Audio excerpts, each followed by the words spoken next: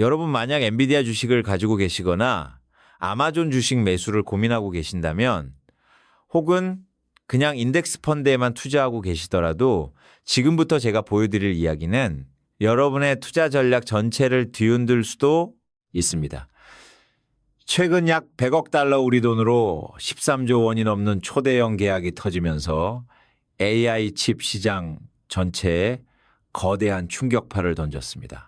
월스트리트는 지금 이 계약이 대체 무엇을 의미하는지 분석하느라 그야말로 아수라장이죠. 이 소식 하나가 엔비디아 독주 시대의 종말을 알리는 신호탄이 될까요? 아니면 곧 터질지도 모를 AI 버블의 가장 강력한 경고등일까요? 오늘 영상이 끝날 때쯤이면 여러분은 이 거대한 사건이 여러분의 포트폴리오에 어떤 의미를 갖는지, 그리고 지금 우리가 주식을 사야 할지 팔아야 할지 아니면 일단 언덕 위로 도망쳐야 할지 명확하게 알게 되실 겁니다. 자, 그럼 대체 무슨 일이 일어난 걸까요? 챗GPT의 개발사 바로 그 오픈 AI가 아마존과 최소 100억 달러 규모의 계약을 논의 중이라는 사실이 알려졌습니다. 하지만 이건 단순한 투자가 아닙니다. 이 계약의 핵심은 오픈 AI가 앞으로 엔비디아의 칩 대신 아마존의 AI 칩을 사용하기로 합의했다는 점입니다. 우리가 이야기하는 것은 아마존의 트레이니엄 칩입니다. 아마 몇 주 전 제가 구글의 TPU 칩에 대한 영상을 보신 분이 아니라면 대부분은 들어본 적도 없는 이름일 겁니다. 하지만 놀라지 마십시오. 아마존은 이미 이 칩을 100만 개나 생산 중입니다. 오타가 아닙니다. 100만 개입니다. 그리고 이미 10만 개가 넘는 기업이 아마존의 클라우드 서비스인 AWS를 통해 이 칩을 사용하고 있죠. 아마존 CEO는 트레이니엄 칩 사업이 이미 수십억 달러의 매출을 올리는 사업이라고 밝혔습니다. 이게 왜 그렇게 중요할까요? 오픈 AI는 AI 업계의 왕관을 쓴 보석 같은 존재입니다. 모두가 그들의 행보를 주목하죠. 그런 오픈 AI가 엔비디아에서 아마존 칩으로 갈아탄다는 건 비유하자면 마치 애플이 갑자기 아이폰에 안드로이드 운영체제를 쓰겠다고 선언하는 것과 같은 충격적인 사건입니다. 이 계약 하나로 오픈 AI의 기업 가치는 1조 달러 우리 돈 1300조 원을 넘어설 수 있습니다. 역사상 가장 가치 있는 비상장 기업이 되는 거죠. 그런데 말입니다, 여러분. 이 이야기 어디서 들어본 것 같지 않으신가요? 맞습니다. 몇 주 전 시장은 구글의 TPU 칩 때문에 발칵 뒤집혔었죠. 구글이 메타에게 수십억 달러 규모의 TPU를 공급할 거라는 소문이 돌았고 모건 스탠리는 구글이 2028년까지 700만 개의 칩을 생산할 거라 예측했습니다. 모두가 이제 엔비디아의 시대는 끝났다고 말했죠. 하지만 결과는 어땠습니까? 엔비디아는 여전히 AI 칩 시장의 90%를 장악하고 있습니다. 왜일까요? 바로 쿠다라는 강력한 무기 때문입니다. 쿠다는 엔비디아의 소프트웨어 생태계인데 전 세계 모든 AI 개발자들이 이 언어로 코드를 짭니다. 마치 AI 세계의 윈도우나 안드로이드 같은 존재죠. 구글의 칩이 아무리 가격이 싸다고 해도 개발자들이 익숙한 쿠다를 버리고 새로운 시스템으로 넘어가는 건 엄청난 비용과 위험이 따르는 일입니다. 그렇다면 아마존은 왜 구글과 비슷한 길을 가려는 걸까요? 사실 아마존의 전략은 훨씬 더 교묘하고 치밀합니다. 그들은 세 가지 종류의 칩으로 접근합니다. 일반 컴퓨팅용 그래비톤 AI 모델, 실행용 인퍼런시아, 그리고 AI 모델 훈련용 트레이니엄이죠. 특히 이 트레이니엄은 엔비디아 칩보다 가격 대비 성능이 30-40% 더 뛰어나고 곧 출시될 트레이니엄 3는 이전 세대보다 4배나 빠릅니다. 심지어는 엔비디아 칩과 한 시스템 안에서 함께 작동하는 트레이니엄 4도 이미 개발 중이라고 합니다. 아마존의 진짜 속내는 엔비디아를 죽이는 것이 아닙니다. 고객들에게 선택지를 주고 결국 자사의 AWS 클라우드 생태계에 더 깊숙이 묶어두려는 것입니다. 비싸지만 검증된 엔비디아 칩을 쓸래? 아니면 더 저렴하지만 우리 아마존 생태계 안에서만 써야 하는 우리 칩을 쓸래라고 묻는 거죠. 바로 여기서부터 이야기는 조금 더 흥미롭고 동시에 약간은 무서워집니다. 오픈 AI는 작년에만 50억 달러, 우리 돈으로 6조 5천억 원의 손실을 기록한 것으로 알려졌습니다.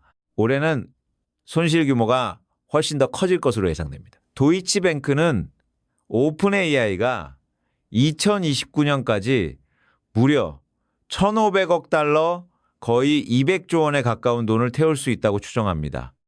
자, 이런 상황에서 오픈 AI가 아마존으로부터 100억 달러를 받는다는 소식을 다시 봅시다. 이게 과연 전략적 파트너십일까요?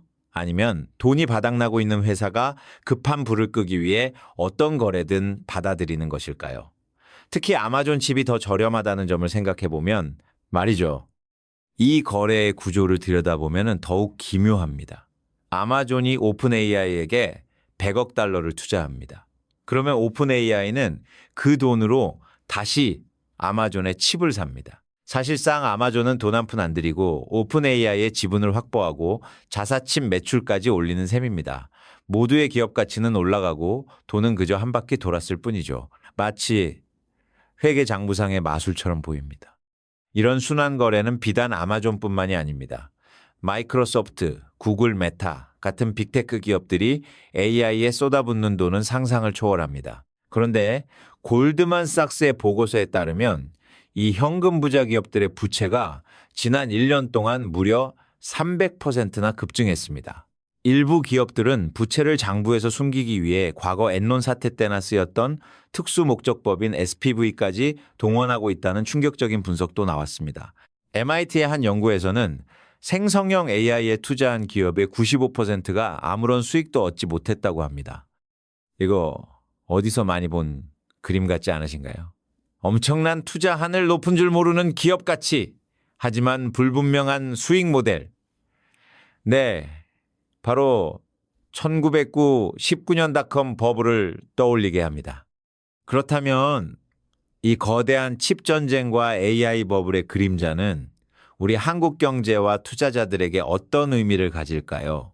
이것이 바로 우리가 주목해야 할 핵심입니다. 엔비디아의 독주에 아마존과 구글이 균열을 내기 시작했다는 것은 곧 엔비디아의 HBM, 즉 고대 역폭 메모리를 독점적으로 공급하던 우리 삼성전자와 SK 하이닉스에게도 거대한 지각 변동이 시작되었음을 의미합니다. 만약 아마존과 구글이 자체 칩의 비중을 늘려간다면 그들은 자신들의 칩에 최적화된 새로운 사양의 HBM을 요구할 수 있습니다. 이는 우리 기업들에게는 새로운 기회이자 동시에 엄청난 위협이 될 수 있습니다. 지금까지는 엔비디아의 입맛에만 맞추면 됐지만 이제는 아마존과 구글이라는 새로운 거인들의 요구까지 충족시켜야 하는 복잡한 게임이 시작된 것입니다.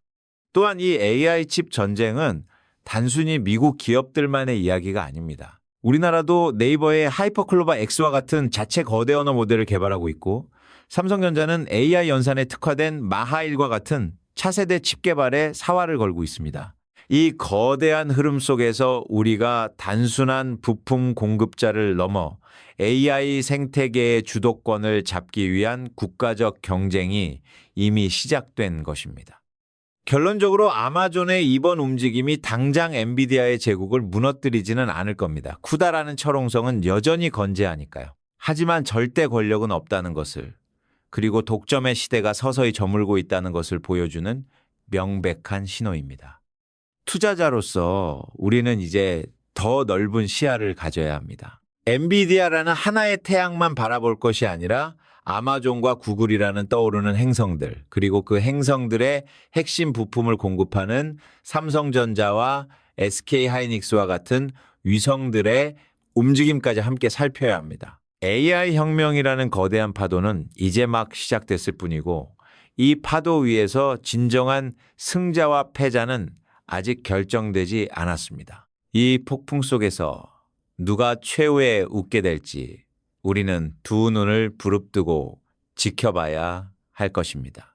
자, 이제 여러분들과 잠시 소통하는 시간을 가져볼까 합니다. 오늘 제 이야기를 들어주시는 분들이 어떤 분들일지 정말 궁금한데요. 괜찮으시다면 댓글로 여러분의 나이를 살짝 알려주실 수 있을까요? 제가 어떤 연령대의 분들과 함께 소통하고 있는지 알게 되면은 정말 큰 힘이 될 것 같습니다. 그리고 오늘 제가 들려드린 이야기는 어떠셨나요? 혹시 마음에 깊이 와닿았거나 특별히 기억에 남는 부분이 있으셨을까요? 여러분의 솔직한 감상이 궁금합니다. 더불어 우리가 방금 함께 나눈 이 지식에 대해서는 어떻게 생각하시는지요? 여러분께 유익한 정보가 되었을까요? 혹은 저와는 다른 새로운 관점을 가지고 계신 분도 있을까요? 어떤 생각이든 자유롭게 나눠주시면 저에게도 큰 배움이 될 것 같습니다. 이제 마무리를 하면서 여러분 모두에게 진심을 담아 기원하고 싶은 것이 있습니다. 첫째로 무엇을 하시든 어디에 계시든 여러분의 하루하루가 늘 평안과 안온함으로 가득하기를 바랍니다. 몸도 마음도 늘 건강하시고 힘든 일보다는 웃을 일이 훨씬 더 많으셨으면 좋겠습니다. 그리고 마지막으로 아주 현실적이지만 중요한 바람입니다. 지금 이 자리에 함께 해주시는 모든 분들이 경제적으로도 늘 안정되고 풍요로우시기를 진심으로 기원합니다. 돈 걱정 없이 진정으로 하고 싶은 일을 마음껏 펼치며 살아가는 여러분의 삶을 항상 응원하겠습니다.